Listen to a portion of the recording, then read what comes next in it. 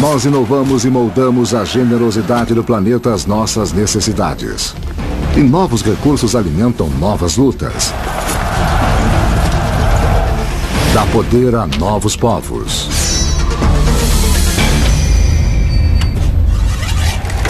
E com eles vêm ideias e ideias que transformam as nossas vidas.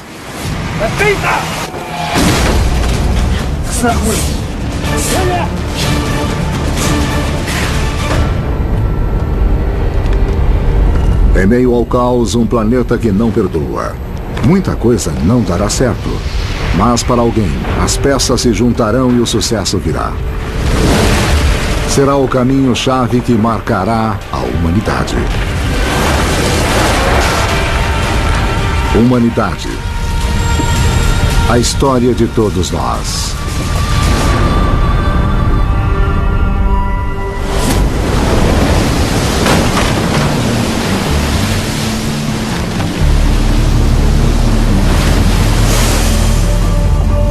O delta do Nilo, no Egito, há 1200 anos antes de Cristo.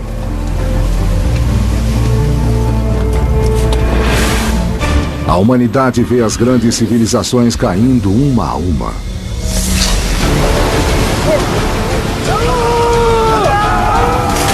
Um novo inimigo.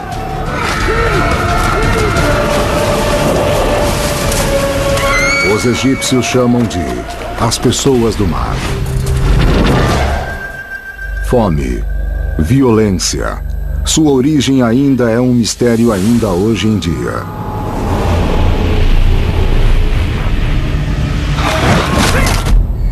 Seus navios chegaram. Nossas cidades foram queimadas. E eles trouxeram o mal para o nosso país.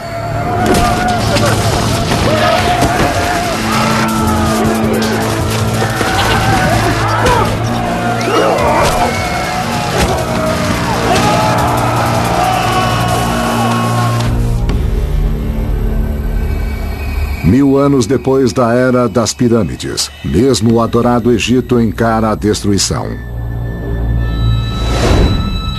No Mediterrâneo, grandes cidades e impérios desapareceram pelas mãos de aventureiros. Troia, os messianos na Grécia, o Império Hitita da Turquia.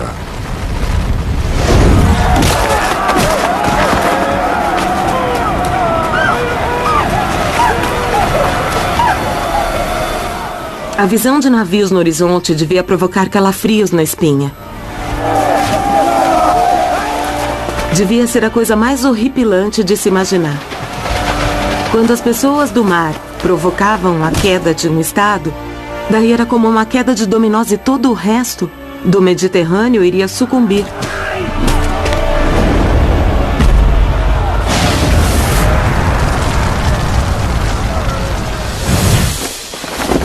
O caos domina.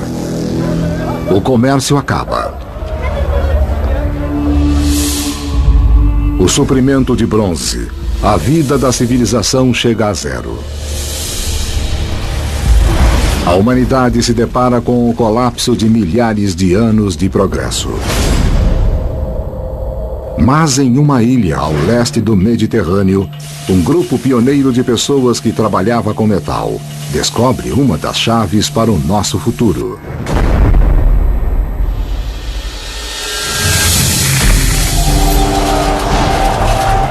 O que eles descobriram iria armar novos povos, dar poder a novas ideias,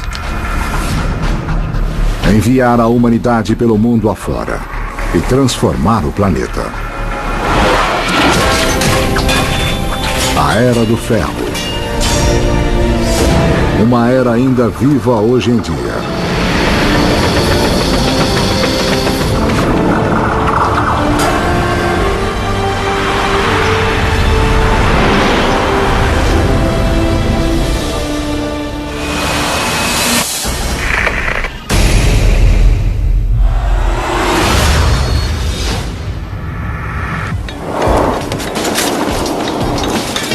Alicia, Chipre.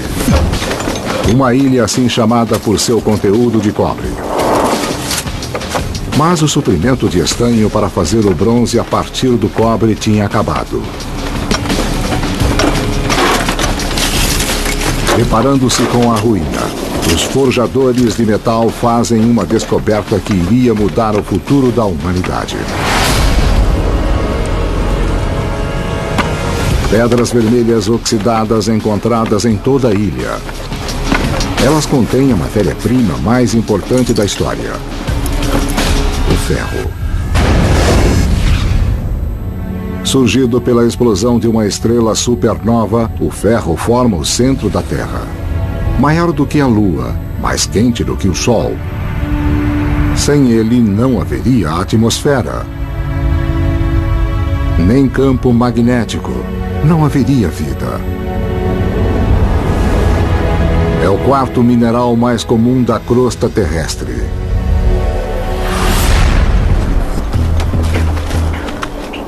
Após ter dependido do bronze por tanto tempo, o ferro era um metal superior, mas dependia de uma habilidade muito maior para se trabalhar com ele.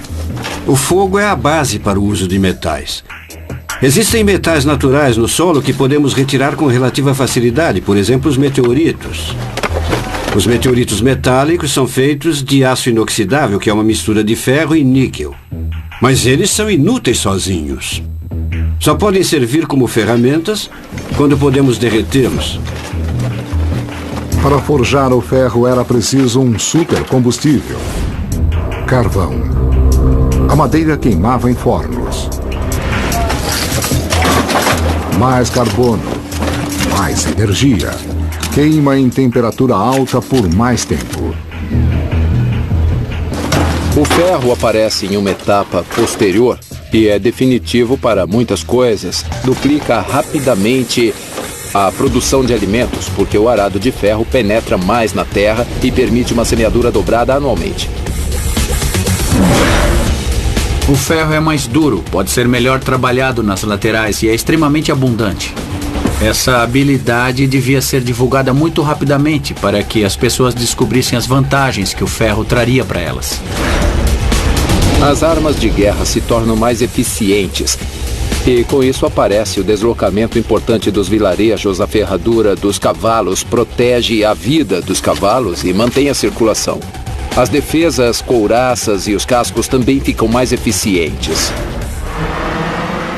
Ferro e carvão transformam a superfície do planeta. Só na Europa, 70 milhões de acres de árvores, uma área maior do que o Oregon, são derrubadas para alimentar as fundições de ferro, criando a paisagem do mundo que nós conhecemos hoje. Agora, nas planícies da Grécia, o ferro entra na nova era de conflitos armados. Os soldados se preparam para defender seu pequeno reino. Esparta, uma sociedade dedicada à guerra. Eles têm as minas mais ricas em ferro da Grécia. Seu líder é Pausanias, um príncipe agindo como comandante-chefe.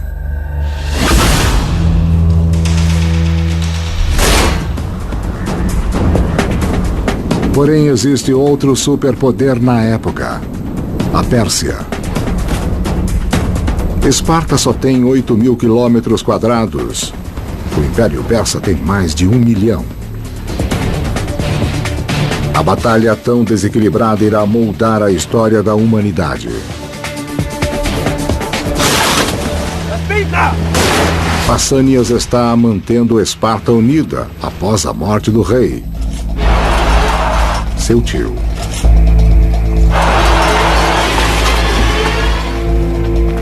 Eles se preparam para a batalha final para defender a Grécia.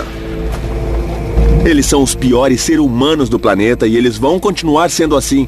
Na verdade, o que eles querem é criar excelentes guerreiros. E eles montam um sistema de castas e um sistema de crença em volta dessa ideia.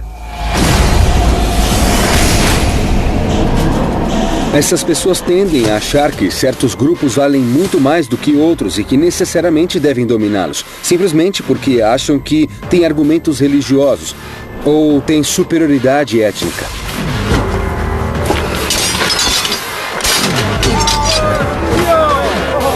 Em Esparta, desde os 7 anos, os meninos são treinados para serem guerreiros. Aos 18 anos, vão para o exército de Esparta, o mais temível, a força de luta mais disciplinada da Terra. Os jovens são separados de suas famílias e vivem o que chamamos de uma vida espartana, sem luxo, uma vida de privação, uma vida de treinamento e que testava a coragem deles. Os espartanos estão armados com as melhores armas da época.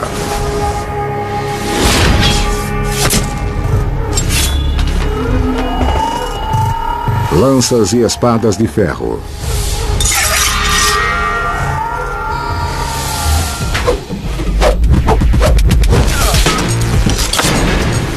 Mas Esparta não pode enfrentar a Pérsia sozinha.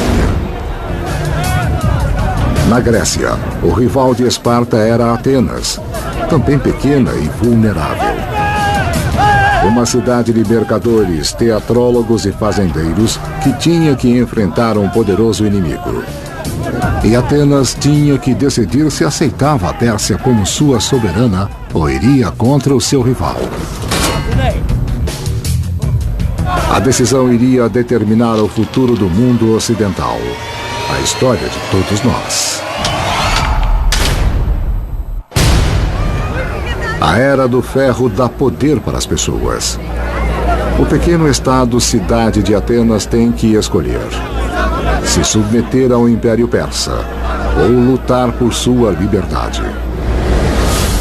Um enviado do imperador Xerxes, da Pérsia, oferece aos atenienses a chance de se renderem e escapar do derramamento de sangue. O custo, a liberdade deles. Os homens de Atenas se reúnem em uma montanha chamada Pnix. Entre eles está Sófanes. Corajoso, franco. Um cidadão comum que irá se tornar uma lenda militar. Os cidadãos de Atenas estão protegidos com armas de ferro.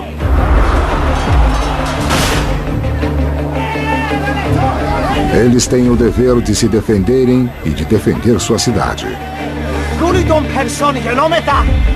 A habilidade de se expressarem livremente está intimamente ligada à habilidade deles de se defenderem livremente.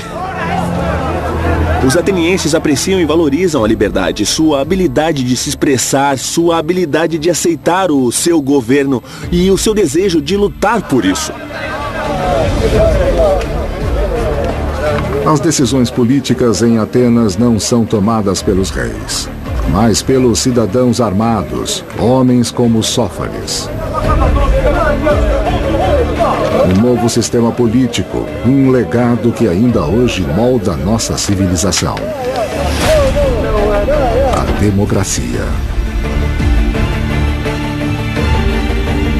Não é todo mundo que pode votar. Basicamente, os homens donos de terra podem votar. E as mulheres não tomam parte nesse processo. Mesmo assim, é uma mudança dramática. Para ter homens bem fortes e capazes, você tem que ter autodeterminação. Uma pedra negra. Rendição.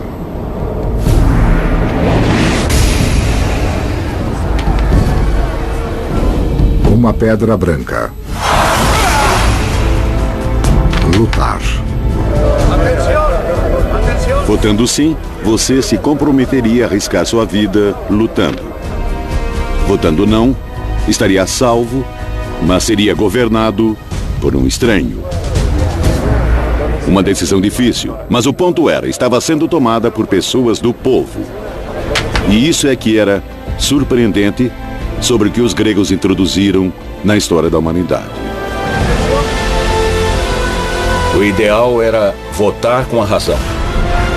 Os atenienses registram a vontade do povo.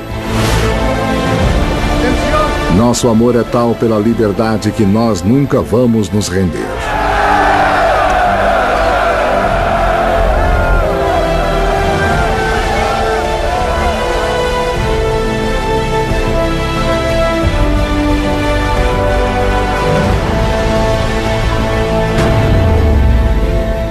Agosto, 479 anos antes de Cristo, perto da costa da Grécia.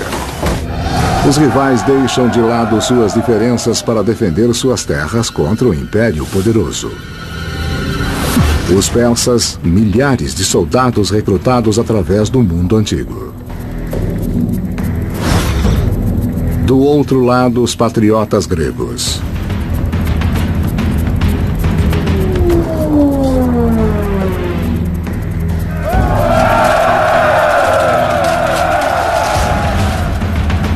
Pausânias lidera a força de homens que dedica suas vidas à arte da guerra. Do lado dos espartanos, guerreiros cidadãos de Atenas, homens como Sófanes. Eles iriam utilizar tudo o que conheciam nessa luta. Eu acho que havia muita bravura e um ideal de ir à luta, ir à guerra, sabendo que estavam em número muito menor, mas acreditando que tinham esse direito ao seu lado. O comandante persa, Mardônios. Ele acredita que o número superior seria a chave para a vitória fácil da Pérsia. Os gregos tinham impedido o avanço persa por mais de uma semana.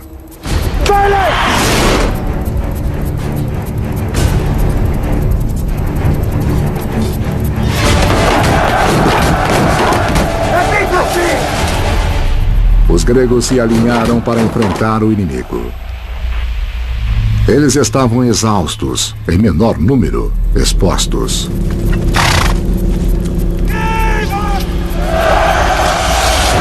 Mas agora surgia uma nova arma. Um novo modo de lutar. Decide o futuro do mundo ocidental.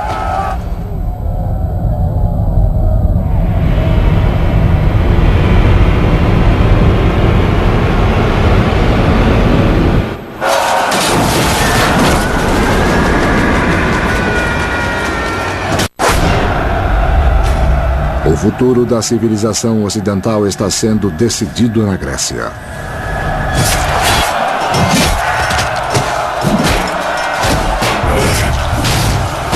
Os aliados gregos tinham segurado um exército persa de 100 mil homens durante mais de uma semana. Eles estavam exaustos. Estavam em menor número, 3 para 1. O líder espartano Pausânias e o ateniense Sófanes se preparam para fazer o confronto final. Os gregos usam uma arma secreta, uma nova tática que irá transformar a guerra. A linha de batalha.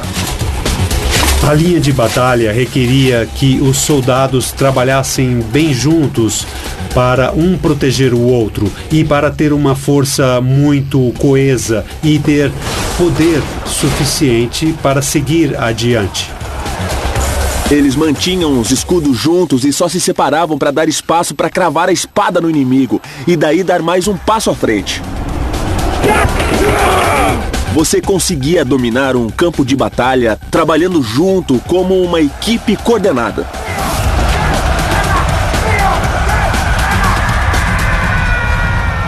A linha de batalha.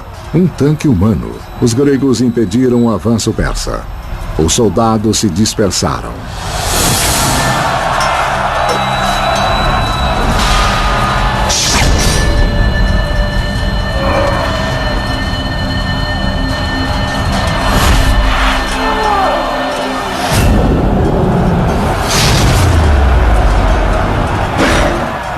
O comandante persa tentou reagrupar suas tropas.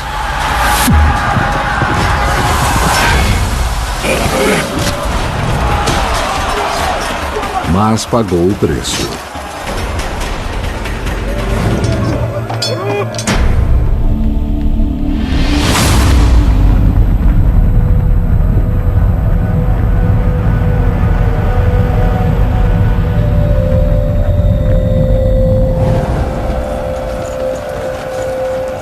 Um historiador grego escreveu: em tempos de paz, filhos enterram seus pais. Em tempos de guerra, pais enterram os filhos. Grandes feitos implicam em grandes riscos. Pausânias será lembrado como o comandante espartano que venceu a guerra. Sófanes é o mais corajoso de todos os atenienses. Com a ajuda das armas de ferro, o poder do povo resistiu à tirania. Uma geração após a guerra, os atenienses votam para comemorar a vitória com um monumento: o Partenon.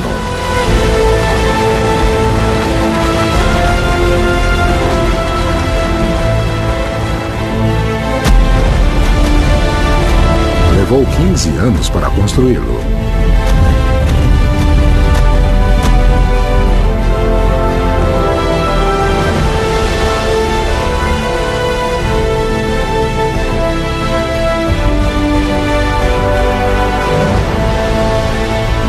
Um templo para Atenas, deusa da sabedoria, que se tornará o símbolo da democracia.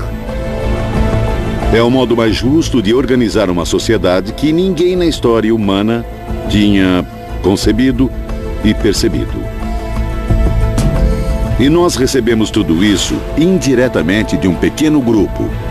Um grupo de homens que viveu em um lugar chamado Atenas há 2.500 anos. A definição clássica de democracia é o governo do povo pelo povo, mas, se formos ver em detalhe, o ponto de discussão na Grécia era: a democracia era a igualdade no direito de acesso à palavra e qualquer um poderia falar e teria direito de expressar seu ponto de vista. No oeste, o ferro ajuda as cidades-estados a lutarem pela liberdade. A cerca de 8.000 quilômetros a leste, tem um dos maiores e mais perseverantes impérios do mundo: a China.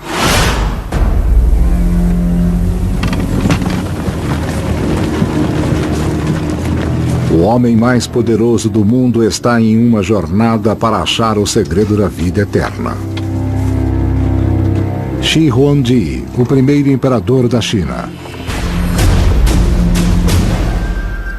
Ele lutou pelo trono desde seus 13 anos. Sobreviveu a um golpe, a 3 tentativas de assassinato. Agora, aos 49 anos, ele criou um império que acredita que vai durar para sempre.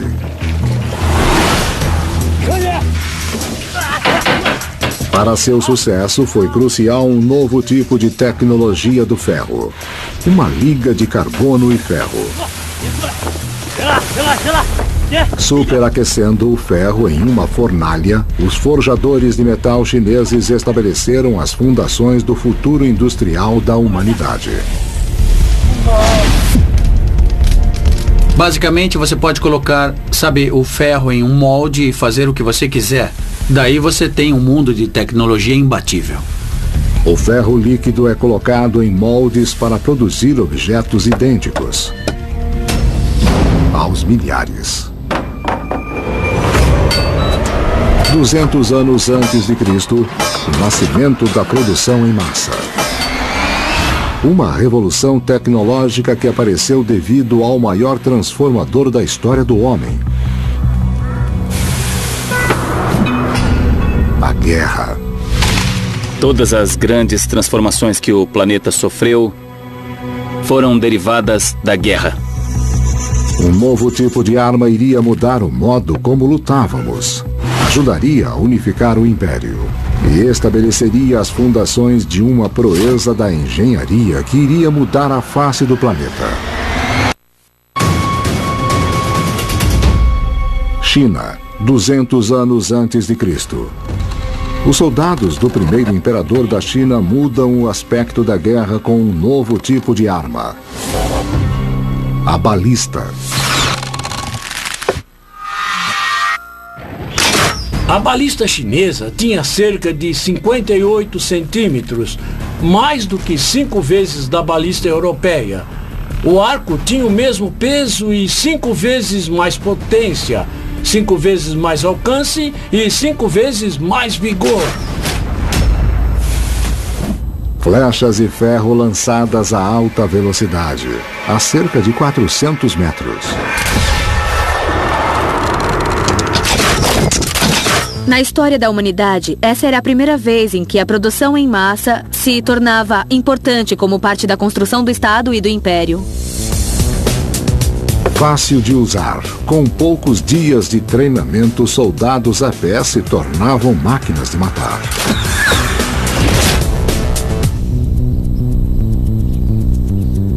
Eles treinavam equipes de 3 homens. Um deles segurava a arma com os pés. Daí ele passava o homem ao lado, que iria carregar a arma, e o homem seguinte iria atirar. Nesse momento, o primeiro homem iria para a frente. E assim o exército podia avançar com a sua fuzilaria. E a chuva constante de flechas realmente era o mecanismo mais agressivo para o avanço do exército.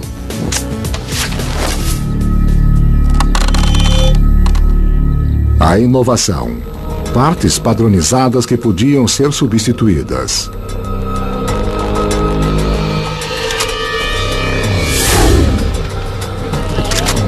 A balista é o primeiro sistema de arma modulada da história. Agora nós tínhamos um sistema de arma onde eu podia ter peças sobressalentes, cordame extra, aço extra e madeira extra. Você podia montá-la rapidamente, você podia trocar suas peças facilmente, você podia consertá-la rapidamente. Levaria 2000 anos antes da produção em massa de peças sobressalentes tornar-se comum para outras armas.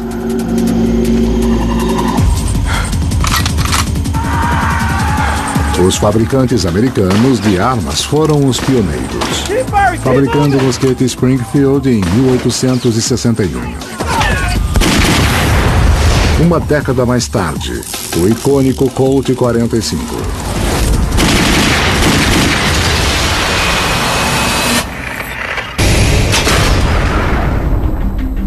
Se eu pudesse produzir em massa um lote dessas coisas, eu seria capaz de vencer várias batalhas rapidamente.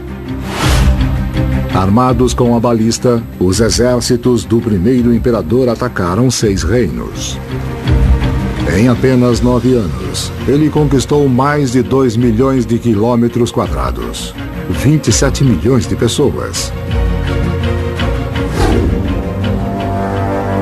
O primeiro historiador da China escreveu: seu exército devorou a terra como um bicho da seda ataca uma folha de amoreira. Nada os detinha.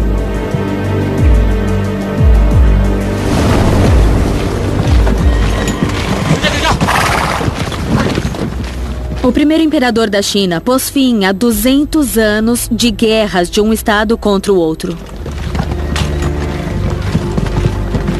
Unificando a China, ele unificou o que é, abre aspas, todo sob um céu, todas as criaturas sob o céu. E essa vitória simboliza o conceito de nascimento da China.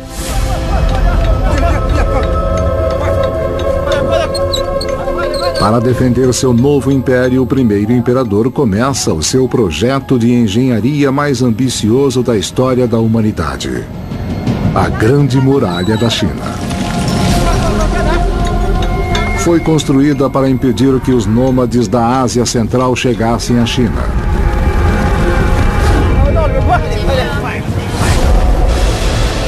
E se estenderia pelos próximos 1.800 anos. A construção custou milhões de vidas.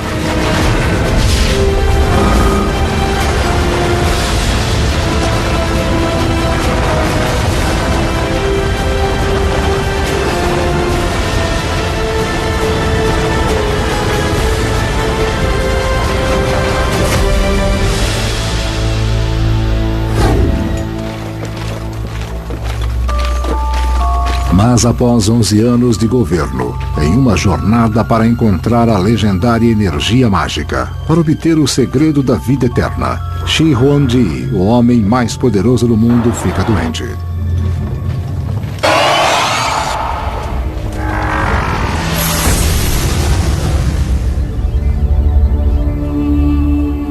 Bolas de mercúrio, prescritas por seus médicos para torná-lo imortal, estavam destruindo seu cérebro e seu corpo.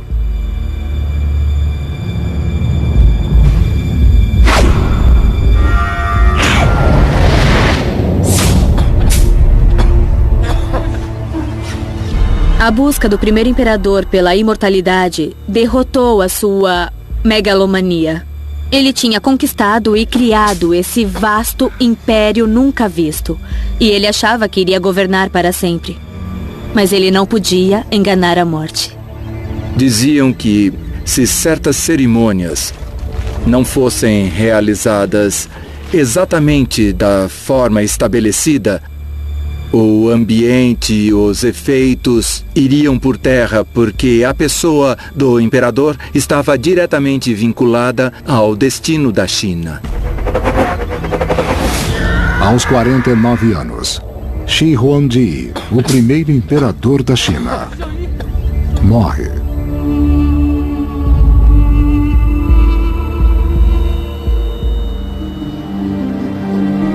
Ele foi sepultado num mausoléu em um conjunto arqueológico com uma superfície de cerca de 56 quilômetros quadrados.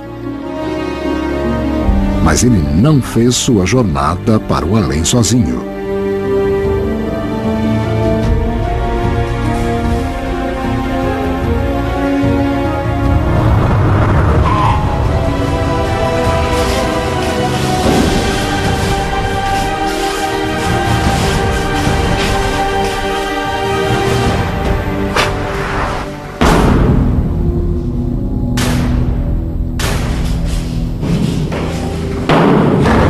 Centenas de artesãos foram enterrados vivos para manter os segredos de sua tumba.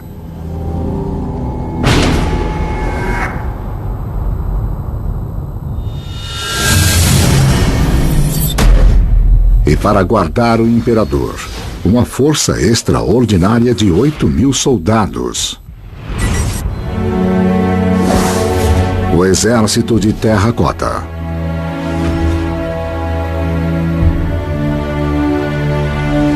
Cada um deles único. Alguns acreditam que foram feitos a partir de pessoas reais.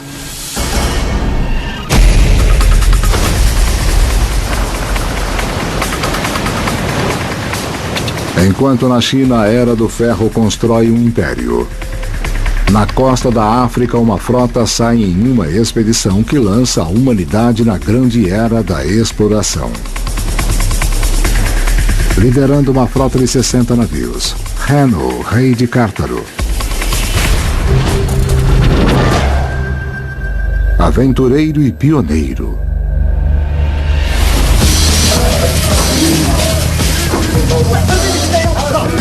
É a primeira vez que se tem registro de uma viagem de descoberta para ir em direção ao desconhecido.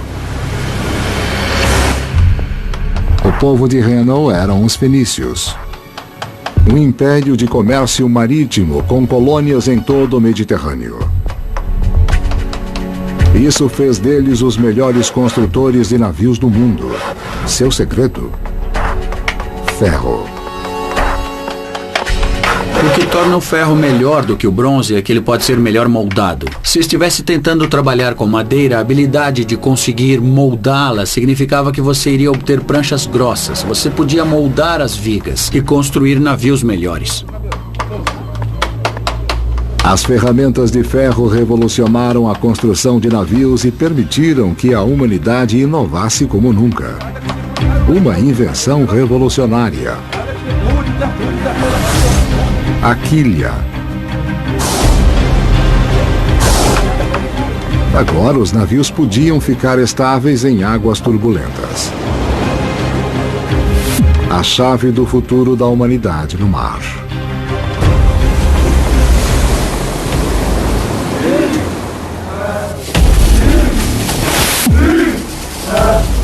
Hanno navegou do mar Mediterrâneo para águas desconhecidas, o Oceano Atlântico.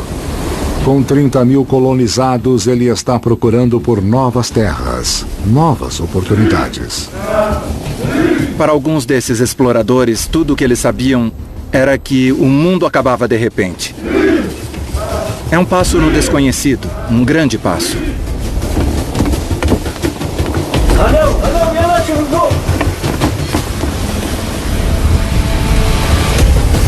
Renault escreve um relato sobre sua viagem. Vimos à noite uma terra coberta por fogo. No meio havia uma chama alta, mais alta do que as outras, que parecia alcançar as estrelas. Uma montanha alta, chamada de Carruagem dos Deuses. É a primeira descrição do Monte Camarões no grande vulcão da África.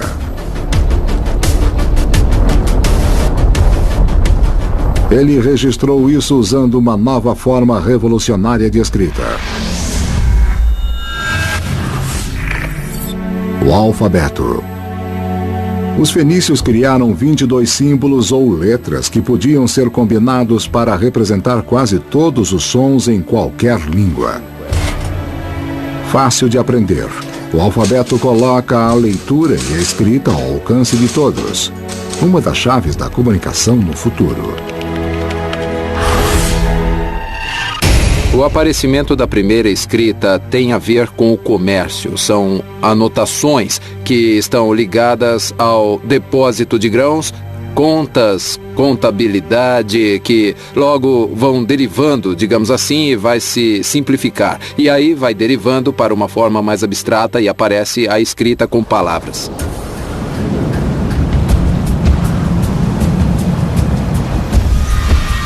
Fora da costa do atual Gabão, Rano registra outro encontro extraordinário.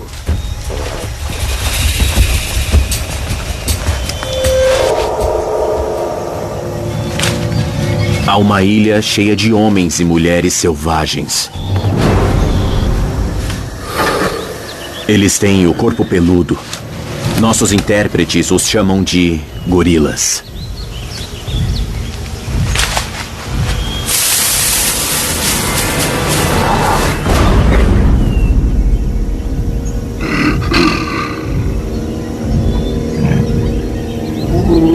Dois 2000 anos e meio antes de Darwin, os exploradores fenícios reconheceram os macacos grandes como nossos primos distantes.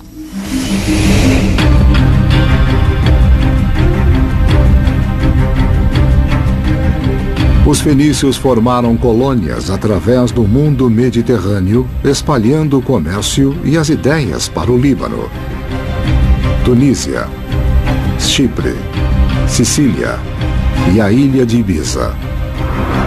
À medida que expandiam, também se expandia o conhecimento do alfabeto. E entre um grupo de exilados na cidade de Babilônia, isso se tornou a chave para a criação de um livro que iria relatar a história da humanidade. A Bíblia. Babilônia no Oriente Médio. Uma cidade famosa por seus jardins suspensos. Aqui a revolução espiritual está em andamento.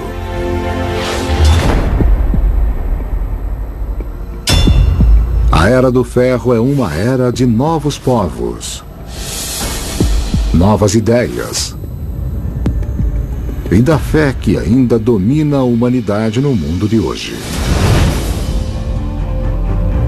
No mundo todo, as religiões locais dão espaço para novas crenças poderosas, disseminadas pela palavra escrita.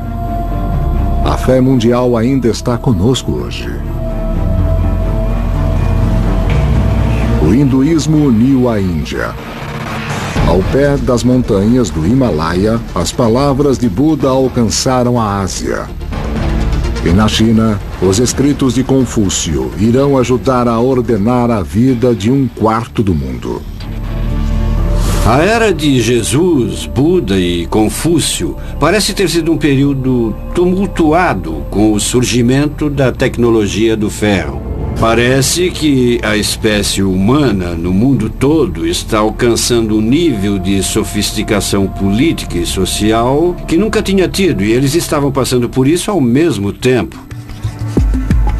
Na Biblioteca da Babilônia, Um grupo de judeus exilados usa seu próprio alfabeto e idioma hebraico para escrever a história e as crenças de seu povo. À beira do rio da Babilônia, nós sentamos e choramos quando nos lembramos do Sião.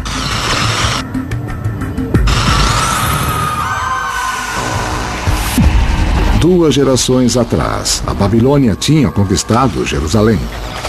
Destruíram seu templo ao Deus judeu, Jeová.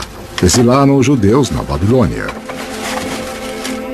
Agora, prisioneiros em uma terra estrangeira, os judeus escrevem o livro que mais influenciou a história da humanidade: a Bíblia.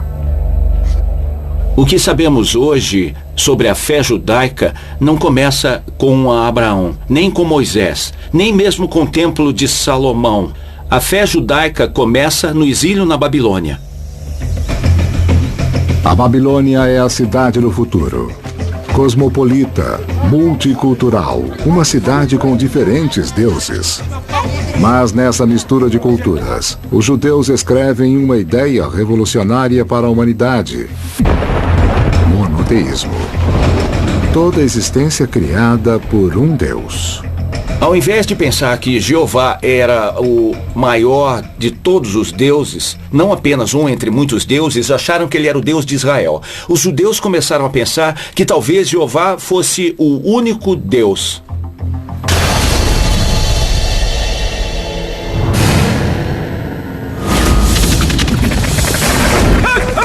Mas para os judeus da Babilônia, a palavra de Deus estava ameaçada.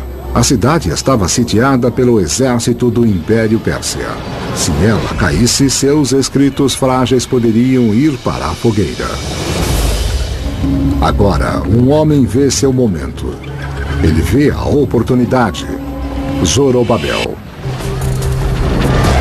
O príncipe exilado, descendente dos reis Salomão e Davi.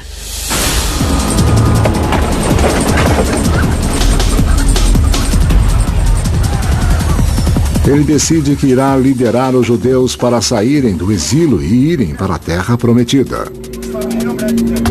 Mas muitos não querem ir. Eles viveram a vida inteira na Babilônia. E a viagem pode ser perigosa.